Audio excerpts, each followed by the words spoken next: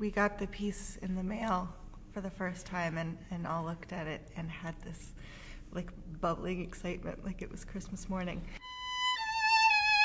As he was giving us a background story on why that specific movement had been written, and I was writing something down in my music, and I just kind of pulled back and I had this moment where I said, I can't believe this is happening right now. I can't believe this is my life. I remember looking at the piece for the first time and being absolutely dumbfounded at just, I mean, it covers everything that you could possibly imagine in one piece. This piece is extraordinary. It's truly unique. And then to come here and actually have his voice and the clarity of what he was thinking when he wrote it and the inspirations and all of this. It was 2 or 3 times yesterday working with him. Just the eloquence and sincerity of his soul is so unique and really comes out in this piece. And when he talks about his ideas and his inspiration for certain things, there's no way that you can't have, you know, tears come to your eyes or be profoundly moved by it.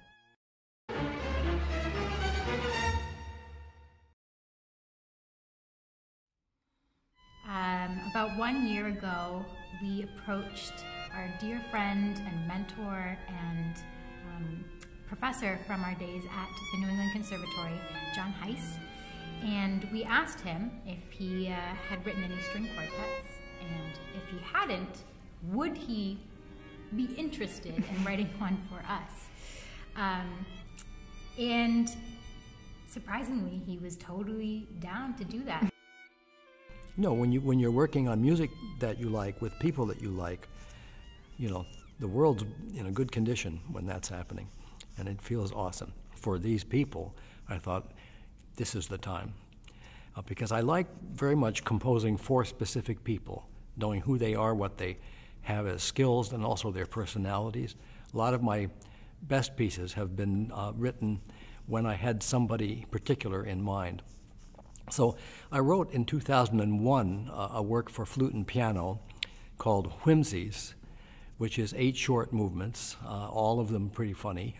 It's a set of 8 microcosms, short little pieces, all of which are gems, and each one has its own character and whimsy and poignancy, and it's just such an exciting project. And the fact that this is the first quartet that John Heiss has written is really, really special.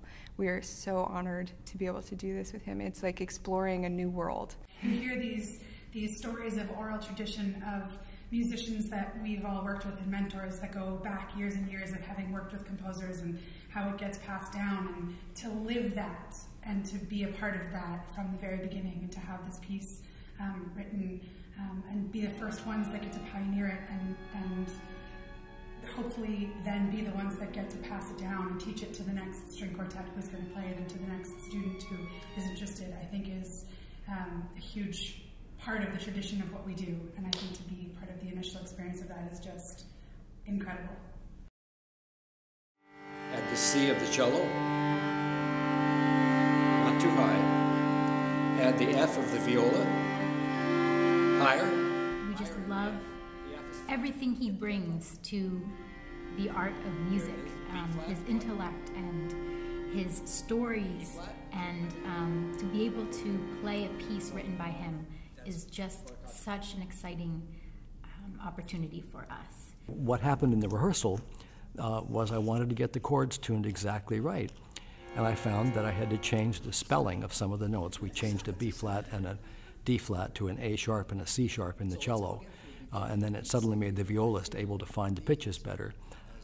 There's a simple rule on this. String players understand that flats and sharps, A sharp, B flat, for instance, they're the same tone on the piano, but they aren't the same tone on a violin, and not even close. And if you use piano-style notation, you're going to run into trouble, as I've always told my students. And I spelled these chords in my work as best I could, but we changed some of the spellings in the rehearsal to find that the intervals would work better, and then I felt we were more on target. It's, I think, one of the highlights of my career, and definitely Excelsa's, but also has brought significant reason to why we do what we do, and it's become so abundantly clear what our purpose is. So it's been very special. I always tell my students, being in tune is the closest we can be to God, and that's what I think we accomplished yesterday. We got a little bit closer. You know, we're not there, and we won't be until, as Stravinsky said, you know, the final C natural. He always used C natural to represent God. But in his last work, the Requiem, which I heard the world premiere of, he wrote B sharp instead, because I think he didn't want to be where C was yet.